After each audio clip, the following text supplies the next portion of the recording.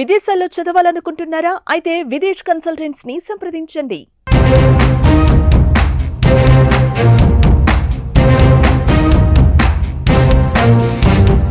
అధికారంలో ఉన్నప్పుడు జనంతో కలవలేకపోయిన వైఎస్ జగన్ ఓడిపోయిన తర్వాత తప్పులు ఎక్కడెక్కడ జరిగాయో వెతికే పనిలో పడ్డారు.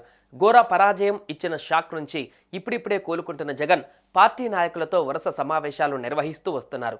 అయితే ఇప్పుడు మరో అడుగు వేసి అపాయింట్మెంట్స్ లేకుండానే ఇకపైన జనంతో కలవాలని డిసైడ్ అయ్యారట.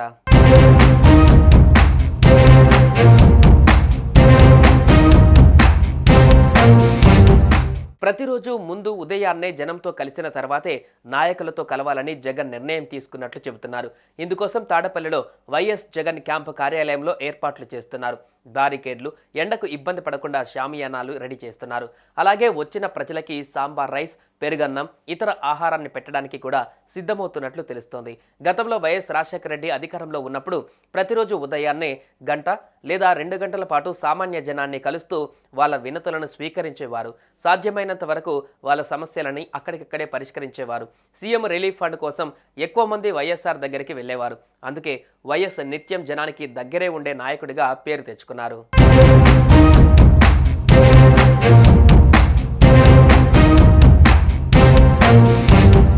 కానీ జనం నుంచి వచ్చిన జగన్ మాత్రం అధికారంలోకి వచ్చిన తర్వాత పూర్తిగా మారిపోయారనే చెప్పాలి. తాడేపల్లి నుంచి బయటికి రాలేకపోయారు. మహా అయితే బటన్లు నొక్కడానికే బహిరంగ సభలలో పాల్గొని నేరుగా హెలికాప్టర్ ఎక్కి తిరిగి తాడేపల్లి రిటర్న్ అయ్యేవారు. దీంతో జనంతో ఆయనకు దూరం పెరిగింది. చెట్లను నరికే సీఎంగా, పరదాల చాటు సీఎంగా మిగిలారు.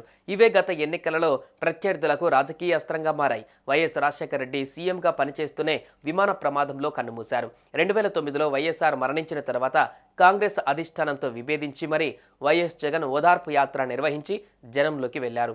వైఎస్ఆర్ మరణ వార్త విని తనువు చాలించిన కార్యకర్తలు, అభిమానులను పరామర్శించేందుకు అప్పట్లో ఓదార్పు యాత్ర చేశారు. ఆ తర్వాత జైలుకు వెళ్లారు. ఆ తర్వాత ఎన్నికలలో ఓడిపోయారు. ఆ తర్వాత ప్రజా సంకల్ప యాత్రతో జనంలోకి వచ్చి అఖండ విజయాన్ని కైవసం చేసుకున్నారు. అక్కడి నుండి మళ్లీ జనానికి దూరమయ్యారు.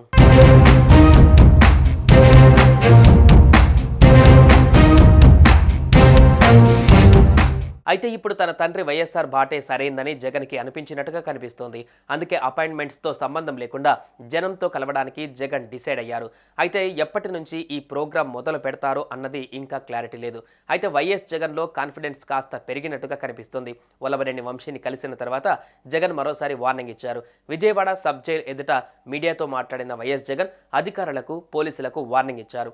ఏపీలో నచ్చని వారి మీద కేసులు పెట్టేస్తున్నారన్న జగన్ టీడీపీ ప్రభుత్వమే ఎల్లకాలం అధికారంలో ఉండదని గుర్తుంచుకోవాలన్నారు.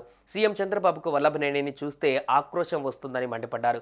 వల్లభనేని వంశీ అరెస్టు వ్యవహారంలో అంతా ఓ ప్లాన్ ప్రకారం జరిగిందని వైఎస్ జగన్ ఆరోపించారు. మొత్తంగా జగన్ 2.0 అంటే ఏంటో చూపించారు వైసీపీ అధినేత.